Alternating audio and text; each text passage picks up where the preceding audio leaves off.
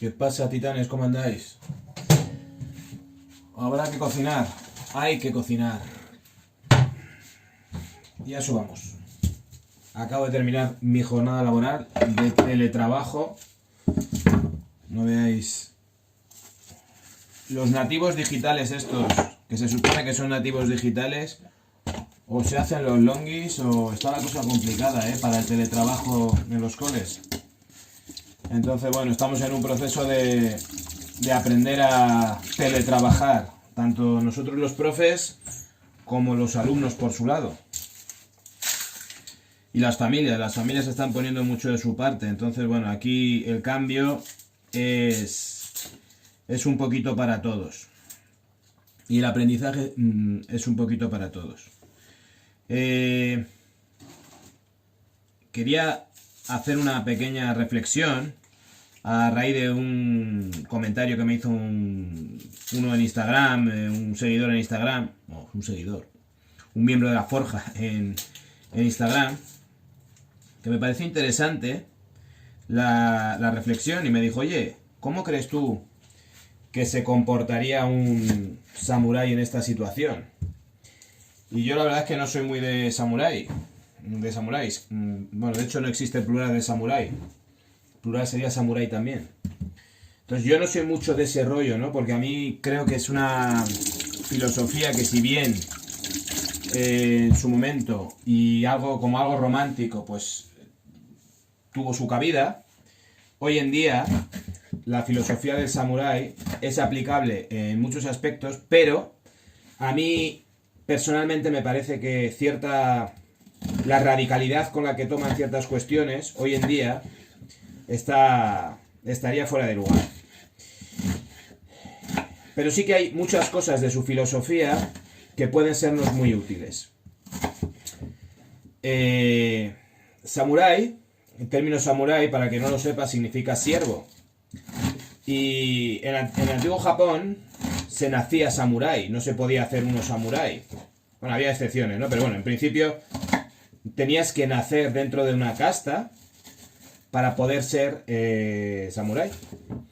Una sociedad de castas. Entonces, desde el momento en el que naces o nacías, tu educación iba destinada a convertirte en samurái. Y esa educación incluía, aparte de lo que era la preparación a nivel de conocimientos físicos, técnicos, estratégicos, no sé, a nivel de estudios teóricos y demás, literatura, poesía y todo este rollo. Estoy hablando de familias samuráis de verdad, no de Ronin o de familias de origen samurái que no tuvieran o no perteneciesen realmente a ese estatus, ¿no? Entonces había una formación completa, ¿no? Y parte de esa formación, lo que invitaba era a perder absolutamente el sentimiento del valor individual de la vida. Esto es una cuestión muy delicada y muy complicada de explicar correctamente, ¿no? Pero el samurái, si por algo se caracterizaba, era por la capacidad que tenía de anteponer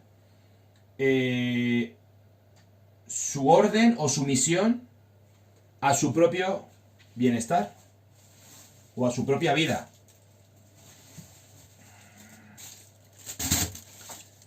Entonces, ¿qué ocurría?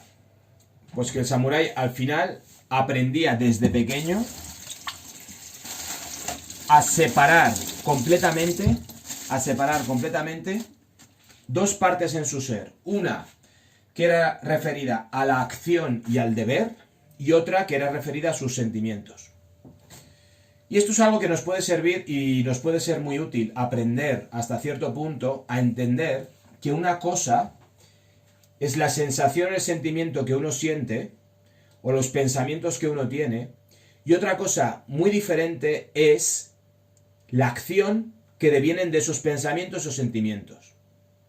Es decir, por supuesto, creo o imagino que un samurái tendría miedo a la hora de ir al campo de batalla, tendría miedo a la hora de ir a cumplir una misión, tendría...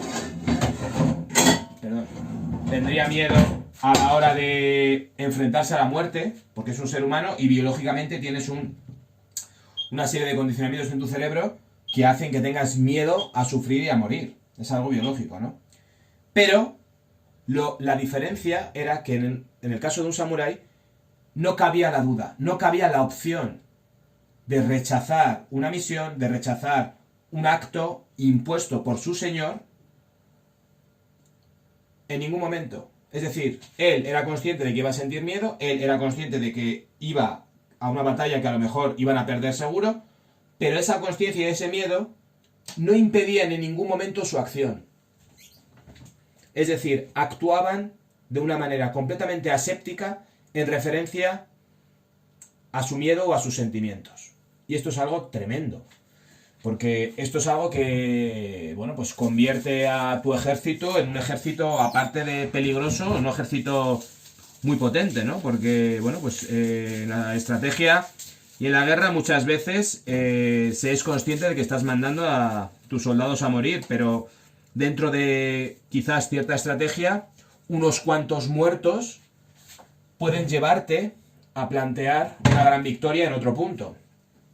No vamos a entrar en eso, ¿no? Pero me refiero que ese espíritu de sacrificio estaba absolutamente presente y eso lo sabe muy bien la gente que está en el ejército. Hoy en día, evidentemente, se trata de salvar la mayor cantidad de vidas posibles, pero antiguamente sacrificar unos cuantos por salvar otros cuantos o ganar una batalla era algo que estaba a la orden del día.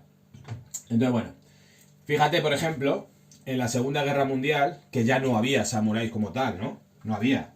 Sí que había... Es curioso porque tú ves, por ejemplo, referencias de maestros de karate que dicen descendiente de una familia samurái. Es decir, dentro de los japoneses, cada vez menos, ¿no? Pero sobre todo en la época, estamos hablando de casi hace 100 años o 80 años, eran muy conscientes de que descendían, por ejemplo, de familias samuráis, pero ya no existía la casta samurái, ¿no?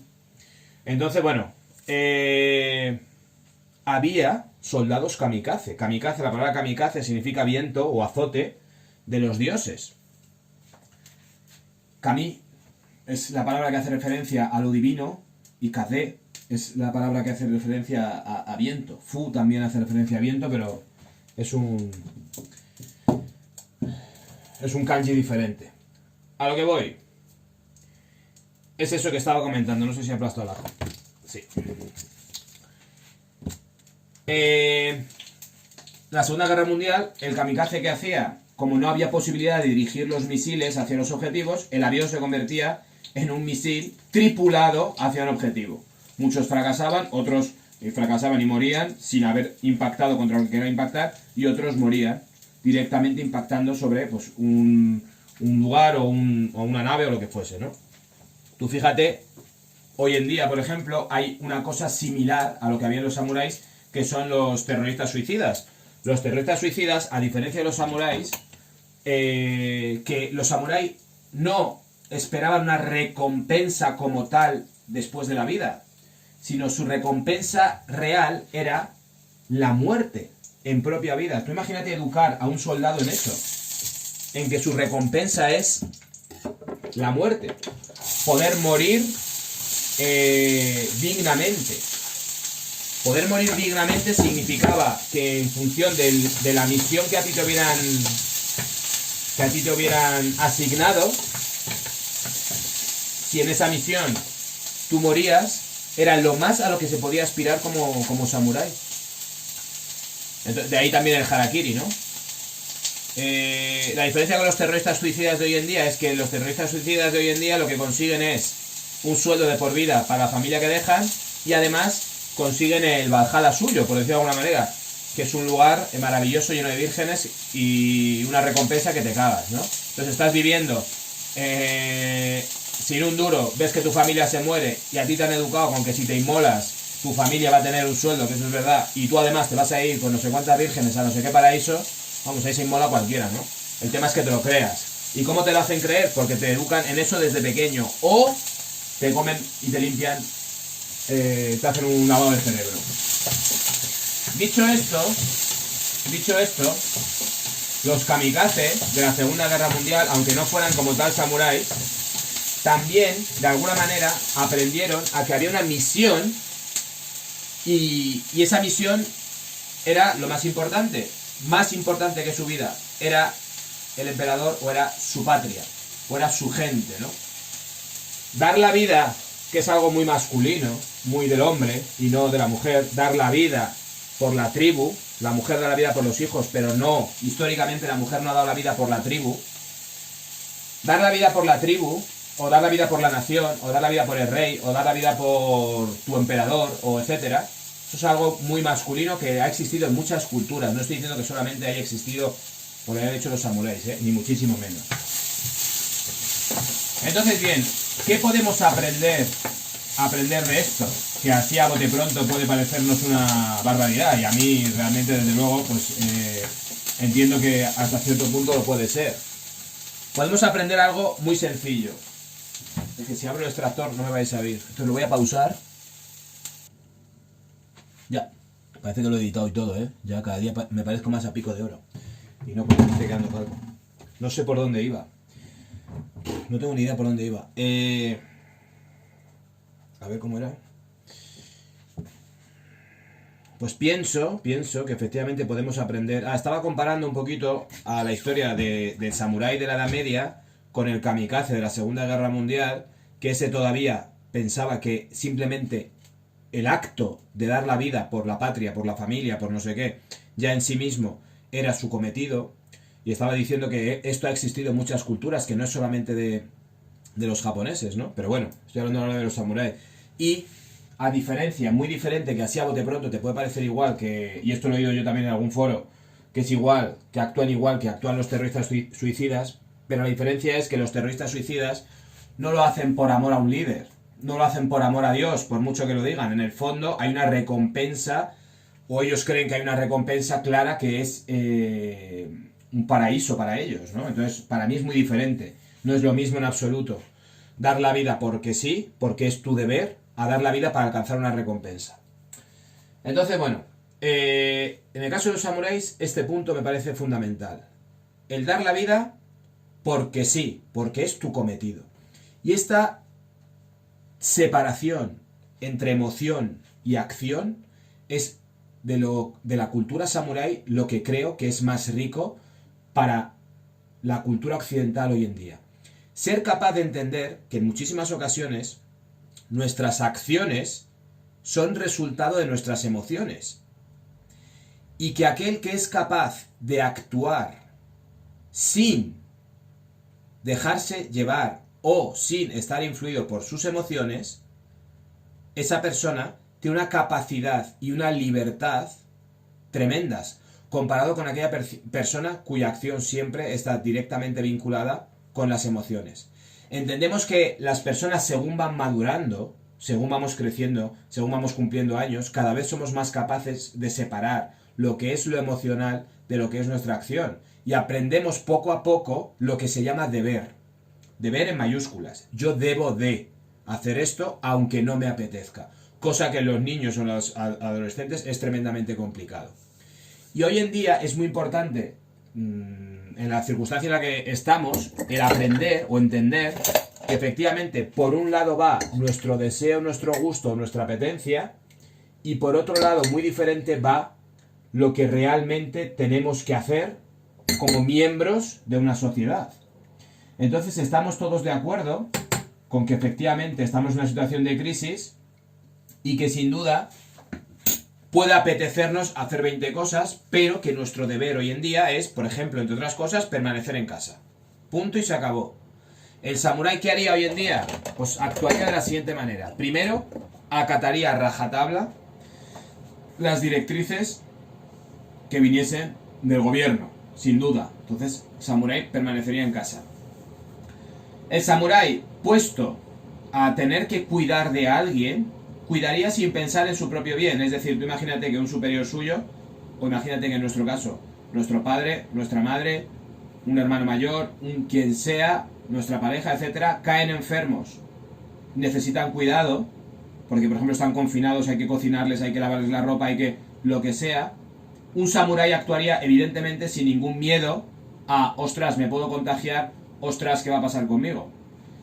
esto que lo haría un samurái, creo que lo está haciendo el 90% de la población que tiene familias contagiadas. Entonces tampoco es una cosa extraordinaria, ni muchísimo menos. Creo que lo haríamos todos. Por otro lado, un samurái lo que haría sería seguir escrupulosamente una rutina diaria. Y esto es otra cuestión tremendamente importante. Es decir, si tú en tu rutina diaria normalmente te afeitabas, te duchabas, te aseabas, te perfumabas, hacías tu cama, limpiabas diariamente, yo qué sé, mantenías el salón recogido, barrías, dejabas siempre los platos recogidos, leías un poco, etcétera. Cualquier tipo de rutina que el samurái estuviera haciendo, que pueda seguir haciendo dentro del espacio de su casa, seguiría haciéndolo. Jamás se dejaría. Jamás se dejaría. Desde el aseo personal hasta rutinas normales de su casa, aunque no fuera a entrar nadie. Y por otro lado, implementaría rutinas para aprovechar el tiempo que antes no tenía. Es decir, en vez de estar ocioso continuamente o estar sin hacer nada literalmente o tirar en el sofá, pues podría ver series, ponerse a leer libros, de los que tenga en casa, evidentemente, poner a leerse blogs, ver información en YouTube de interés formativo, ver, no sé, cualquier tipo de rutinas, las que fuera. Y por supuesto, si es un titán, un samurái titán que cuida su cuerpo, seguiría implementando rutinas para seguir trabajando su físico en casa con los recursos que tuviera. Hoy en día todos los youtubers fitness están subiendo rutinas desde su casa. Entonces, por Dios, otra cosa fundamental sería eso. ¿De acuerdo? Entonces, el samurái haría básicamente, yo creo que estas cuestiones, ¿no? Respetar completamente la norma, a pesar de las apetencias que tuviese, cuidar, en el caso de que tuviese que cuidar de sus personas, de sus allegados, y ser muy escrupuloso con rutinas diarias, tremendamente escrupuloso. Lo último que haría un samurái es dejarse llevar. Jamás se dejaría llevar por la dejadez, el caos, el que más da, si aquí no va a venir nadie, no sé qué, tal. Y luego, si está haciendo teletrabajo o lo que sea, por ejemplo, en mi caso, pues intentar hacerlo lo mejor posible dentro de las posibilidades que existen, sin duda. ¿De acuerdo? Entonces, ser muy responsable. Al fin y al cabo, el samurái era el siervo ideal, porque dentro de su filosofía, por necesidad, estaba ser responsable.